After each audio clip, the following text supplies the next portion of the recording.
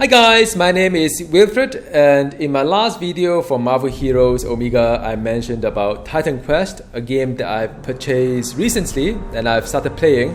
And there's a new DLC called Ragnarok as well out for this 10 years old game.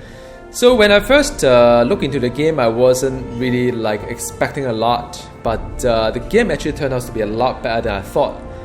So it is very much like classic ARPG, like Diablo 2 or Diablo 3.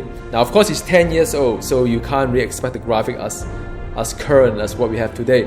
But I have, wrote a character, and she is a Rune Master. By the way, it's a new class being introduced as a 10th class for this DLC Ragnarok. So I'm just going to play a little bit of, Titan Quest, and also a bit of how I feel on the whole entire game. I presume a lot of you may have already played this game years ago, so it's probably a little bit nostalgic to you. But for some of you, maybe new, then it's something worth considering.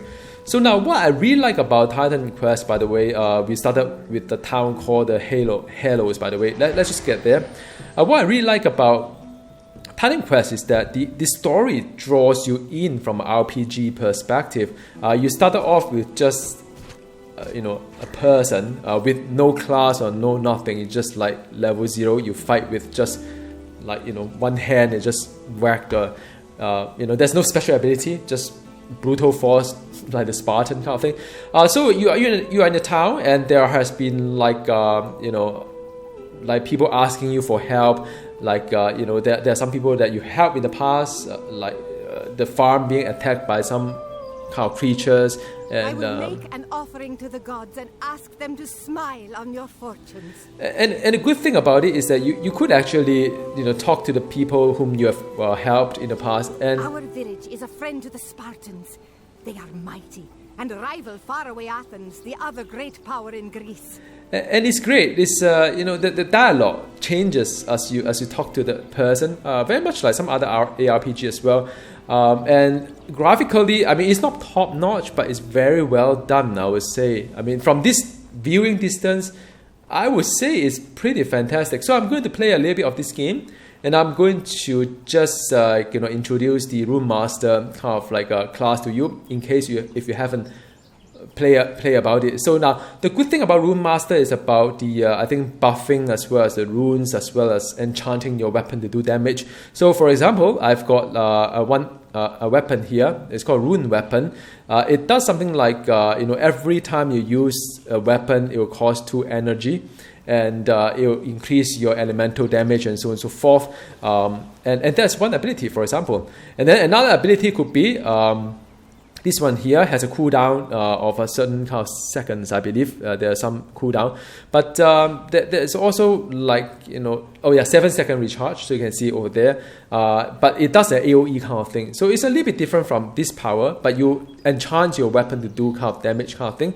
And other things like you can buff yourself. Like for example, here Rune of Life is to buff yourself with strength, movement speed, and bleeding resistance, as well as vitality damage resistance. And it lasts for about 10 minutes. So there is a buff on yourself, and you walk a little bit faster. And last but not least, I have something called the Rune Mines. Basically, you lay the mines around you, and whichever enemy come close to you will trigger the mine, and after that will cause an explosion. So that is pretty nice as well. Now, of course, now I'm just level 6, and there aren't really a lot of things exciting. I can't really fill up my hotbar right now. But you get a gist of it. It's kind of very, very much augmenting your weapon and runes and stuff like that. And I've got 2 weapons as well. One is the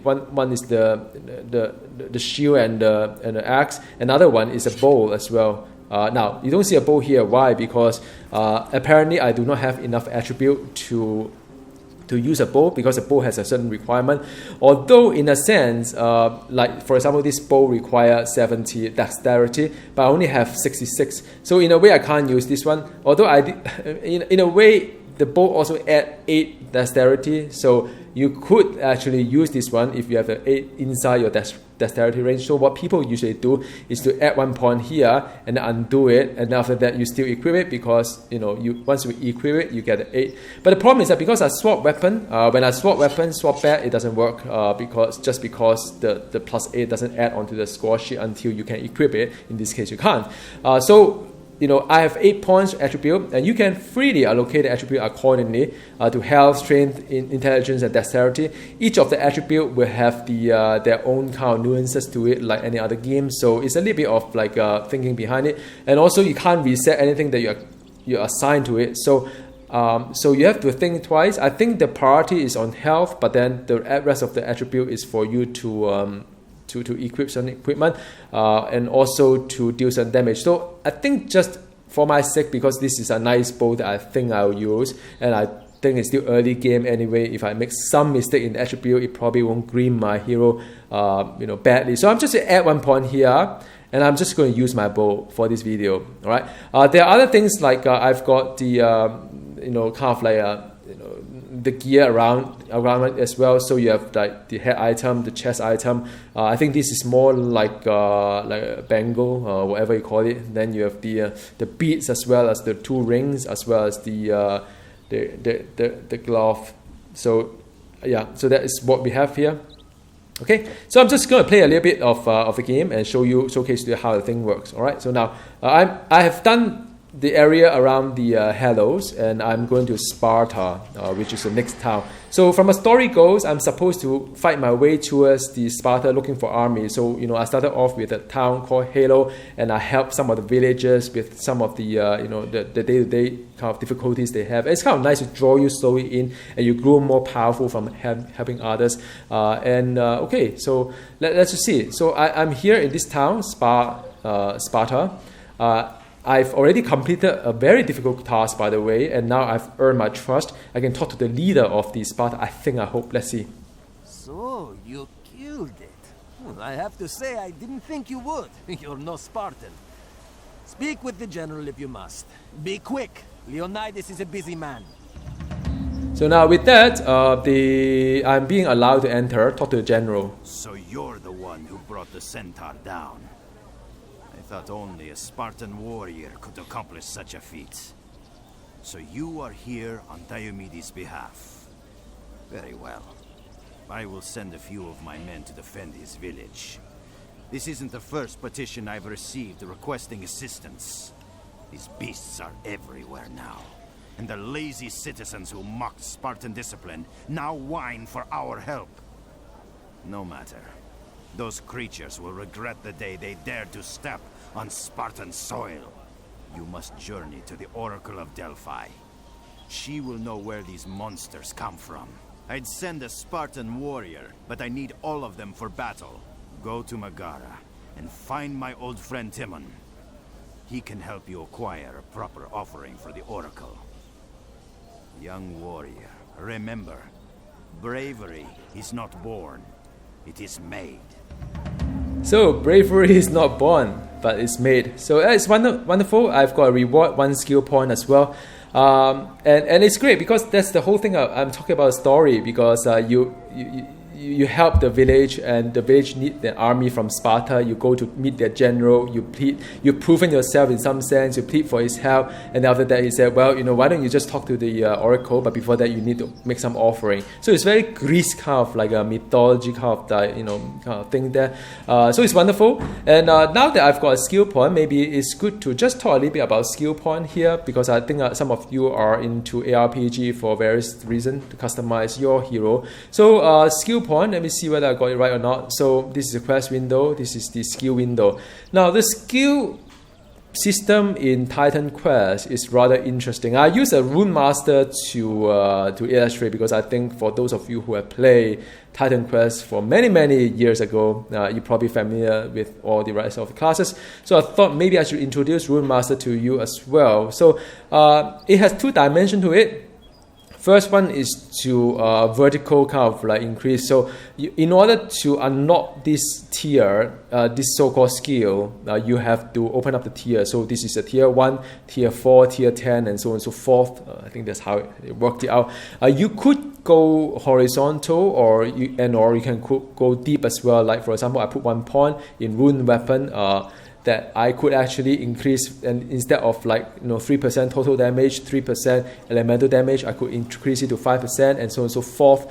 So there's a lot of potential in terms of whether you want to build your heroes to be more vertical or more in depth or in breadth. So as you level up the skill point here, you can open up possibility on all these various kind of skill. However, you will probably lose the opportunity to deep dive into some of these skill that you have set your mind upon. So it's a lot of replayability, because on the first character, like for myself, I really don't know which one to do, but I like to just experiment as much as I can. And by the way, increasing the mastery, the rune mastery, would also increase the attribute like strength, intelligence, dexterity, and health. In this case, you can see that this class is a little bit biased towards dexterity and intelligence. So he's more like maybe battle mage kind of like a gameplay. We'll see how it goes. I mean, I don't know. I'm new to it.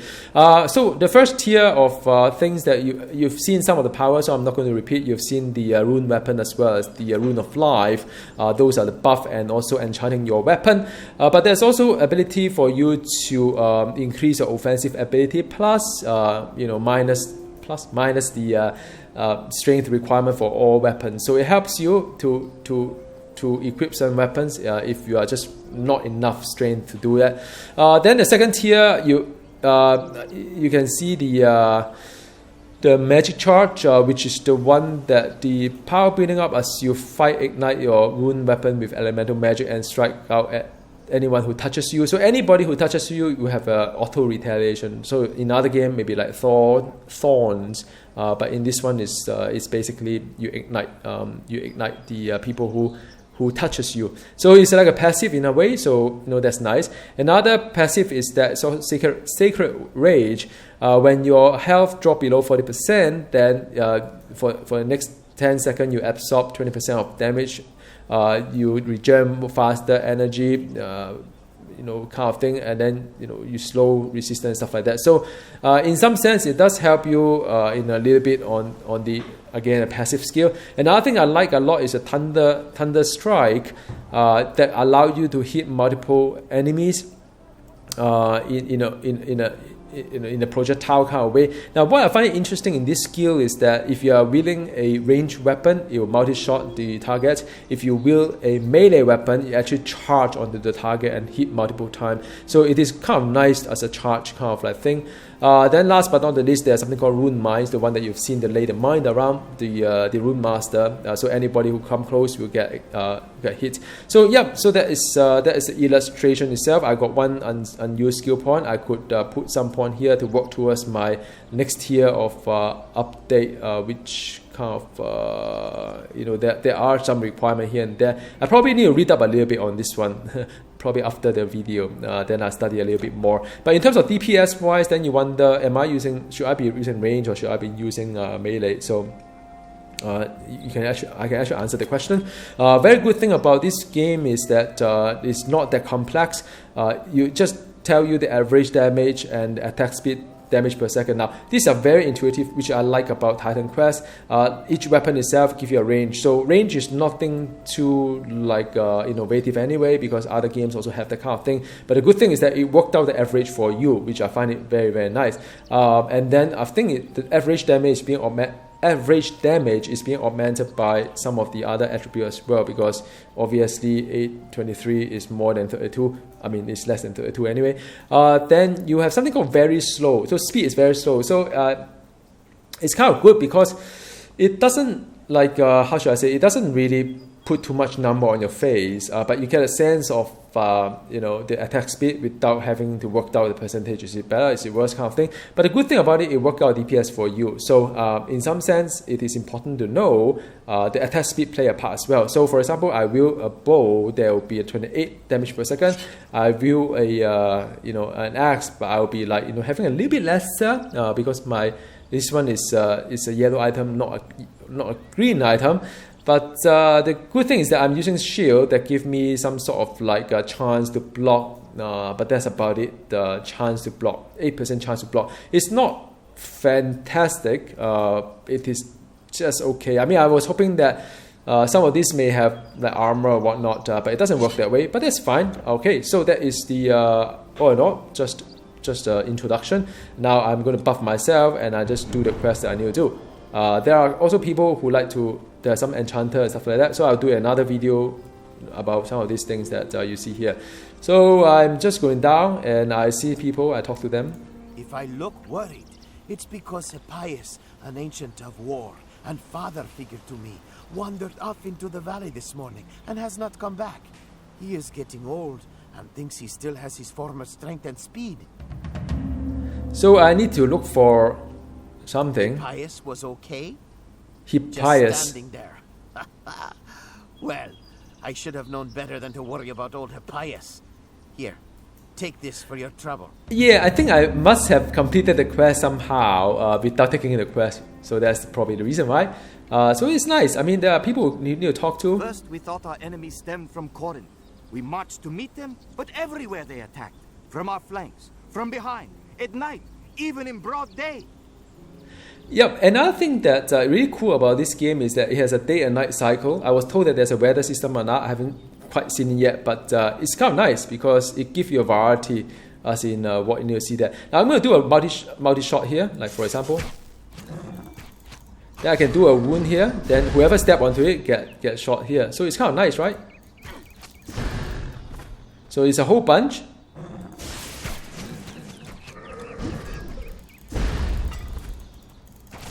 So I can change my weapon. And then after that, you see the charge there is basically kind of nice. Then I change weapon, and after that I shoot this guy. Then he will come in and they will step onto the mine and die. Yeah, so you get the idea. Now, but one thing that's being odd about this game is I have to press alt button to see what kind of things I can pick up, for example. Or maybe it's meant to hide it away from me. So you can actually see, I've opened up all the area, but anything that you have not opened will probably show you some kind of thing that is not quite open. And it tell you that it has a quest over here as well. Which I've already done it, and it's really hard about this guy here. So yeah, and there's a quest log as well. I believe there's some quest log somewhere, quest window. So it kind of reminds you where to go. You have to go to Delphi and consult the Great Oracle, talk to whoever in Megara. So it is not like the new ARPG whereby, or new role-playing game whereby it's so obvious. They just feed you with information. You just click from A to B. There's a fair bit of exploration, a fair bit of like and look at the birds. I mean, all the feathers fly off here, man. This is a harpy, by the way. So I mean, it's kind of nice, and the ball is always a bit hard to kill anyway.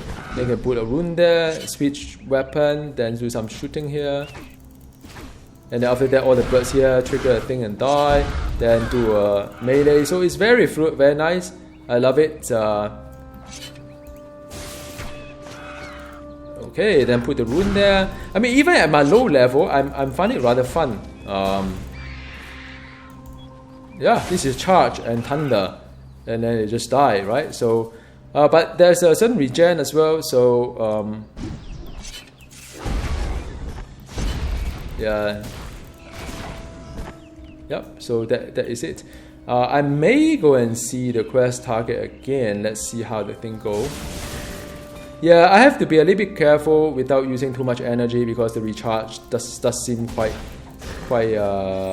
taxing in some sense. I have no idea. Yep. So this is the one, and it's not easy. So I'm just going to be a little bit cautious here. I'm setting up the trap here, and I'm just going to.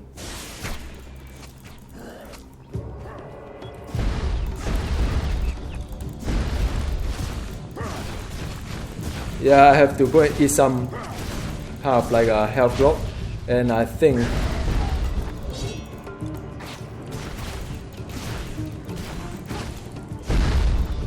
I have to drag him across.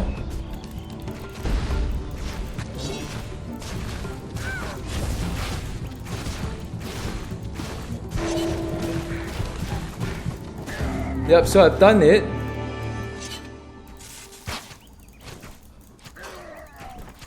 Well, it was not the most glorious fight, but then, you know, excuse me, but then it's kind of fun, I must say. That quest target was not easy, but I've got some item upgrades since then, and it become a bit easier. So yeah, I hope you kind of enjoy what you see here. There are some chests somewhere. Yeah, so you see the chest here? There are some majestic chests here. So usually these are pretty good stuff. So there are 2 of them. So I could have quite a bit of nice, decent items. I suspect there's some formula as well. So let's just go through the loot itself for you. And to go back to town, oops. To go back to town is rather easy. There you can go like this. And after that, you can just go back to wherever you want to go. So for example, I want to go back to Hellos because there's a town whereby there's a stash there as well. It's called Caravan. Let's see whether I can show it to you or not. So let's see the inventory, like items like this, poison resistance. I may or may not use it, probably not. This one will give me more strength, more armor, more pierce resistance, more energy kind of thing, but I got lesser energy. So I could use this or I could use the other one. I haven't quite decided, but I think I'll go along with the pierce resistance. That is, you know, when I get shot by the arrow. And yeah, so that is the and I could store this one in for future. I can't use this one because it requires player level 8, and also it's a lesser armor, so I'm not quite sure whether I would actually use this one or not. Another one give me more energy, so I have to feel whether I require more energy or not, but in any case it's also better armor. So this one is dexterity if I need to go by that, so it is quite a fair bit of thing. And this one give me strength. Maybe I'll just use mine as well. So there are quite a number of interesting things. So as you can see, there's some item I could sell. Now the whole idea of selling is there's a good reason why you want to sell, because as I'm leveling, it is actually required to buy potion, and the potion costs money. For example, I got 5 potion. I could buy a few more potion, and each potion costs a bit of money. I usually like to stop until 10. That I feel better with that. And this is a stash, by the way, the caravan. You can put it into my own stash there, or I can do a transfer area, which is across all my kind of character and stuff like that. So I hope you've got an idea what this game is like, and you know, maybe you join me here as well. I'm not quite sure, but I'm definitely having a lot of fun with Titan Quest. I think right now it has been a really good discount, but for a very limited time. So anyway, I shall see you later. And if you have some tips for me, because I bet a lot of you are veterans in terms of Titan Quest, feel free to drop me a note here. I will definitely read it. You know me. See you. Bye.